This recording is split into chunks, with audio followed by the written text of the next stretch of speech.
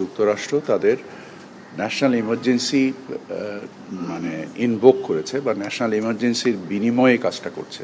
আমাদের জন্য যেরকম প্রয়োজন যুক্তরাষ্ট্রের জন্যও প্রয়োজন। সো যুক্তরাষ্ট্র এবং আমরা এই বিষয়ে আমাদের কর্মকাণ্ড কোনো স্থবিরতা নেই, আমাদের কর্মকাণ্ড যথেষ্ট গতিশীলতার সাথে আগাচ্ছে এবং আমরা আমাদের অবস্থানগুলোকে মানে সঠিকভাবে তুলে ধরেছি। সক্ষমতার ভিত্তিতে আমাদের যা করণীয় সেই তুলে ধরার পরিপ্রেক্ষিতে আমরা এখন আমাদের ওনাদের থেকে যেটা বলেছে আমন্ত্রণের অপেক্ষায় আছে, আমন্ত্রণ পেলেই চলে যাব।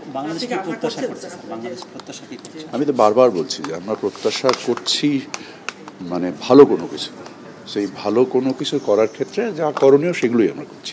আগে মিটিংয়ে কোনো সিগন্যাল পেয়েছিলেন কিনা ওরা যে কন্ডিশনগুলো দিয়েছিল? ওনারা আমাদের কাছে মনে হয়েছে যে আমাদের জন্য ভালো কিছু হয়তো ইনশাল্লাহ হবে। সেটা ব্যবসায়ীদের এখতিয়ার। না, সরকার কোনো লবিস নিয়োগ করেননি। সরকার নিজস্বভাবে, কারণ এই জিনিসটা আপনাদেরকে একটা জিনিস বুঝতে হবে যে যুক্তরাষ্ট্র তাদের ন্যাশনাল ইমার্জেন্সি মানে ইনভোক করেছে বা ন্যাশনাল ইমার্জেন্সির বিনিময়ে কাজটা করছে। এখানে যে মানে কাঠামোর উপরে ঘটনাটা ঘটছে, এই কাঠামোতে লবিস্টদের করার কোনো কিছু আছে কিনা আমি ঠিক জানি না, কারণ আমাদের বিভিন্ন বিষয়ে পরিবর্তন আনতে হবে। এই পরিবর্তনগুলো বাংলাদেশ ছাড়া অন্য কেউ বুঝতে পারবে না। এই পরিবর্তনগুলো আন্তঃমন্ত্রণালয় সংশ্লিষ্ট অনেক ধরনের মানে আইনি প্রক্রিয়া আছে, যেই আইনি প্রক্রিয়াগুলো একজন লবিস্টের পক্ষে বোঝা সম্ভব না বলে আমার ধারণা। এবং আমরা আন্তঃমন্ত্রণালয়ে সরকারের প্রায় সকল মন্ত্রণালয় একসাথে কাজ করেছে। গত 15 দিন দিন রাত কাজ হয়েছে এটার উপরে হয়ে আমরা আমাদের অবস্থান তুলে ধরেছি। আশা করছি ওনাদের আমন্ত্রণ পেলে আমরা চলে যাব। একটা বিষয় স্যার, সামাজিক যোগাযোগ মাধ্যম বা বিভিন্ন জায়গায় ছড়াচ্ছে যে বাংলাদেশের স্বার্থ ক্ষুণ্ণ করে ধরনের একটা চুক্তি বা আমেরিকাকে সুবিধা দেওয়ার একটা সুযোগ তৈরি করে দেওয়া হয়েছে। এই বিষয়ে স্যার আপনার বক্তব্য?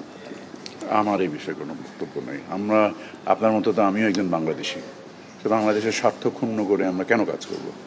এটা একটা সম্পূর্ণ অবান্তর প্রশ্ন।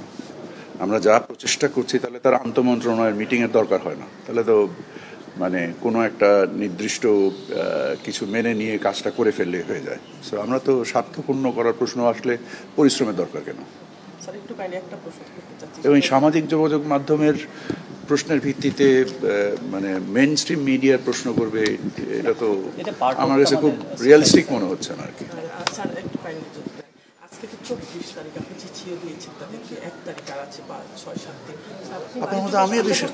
আমি তো আপনার মতো একই বিষয়েই মানে উৎসুক এবং আগ্রহী। সো আপনি যতটুকু আগ্রহী আমি ততটুকুই আগ্রহী। আমরা একটা অনলাইন মিটিং হয়তোবা শিডিউল পাচ্ছি আজকালকের ভিতরে। সো অনলাইন মিটিংটা করার পরে আমাদের মানে আমাদের গতিশীলভাবে এই জিনিসটা আগাচ্ছে বলেই তারা অলরেডি একটা অনলাইন মিটিং আমাদেরকে দিয়েছে চিঠির উপরে ভিত্তি করে, এবং এই অনলাইন মিটিংয়ের পরিপ্রেক্ষিতে আমরা আমাদের পরবর্তী কর্মকাণ্ড নিশ্চিত। অনলাইন মিটিং কবে? সম্ভবত কালকে।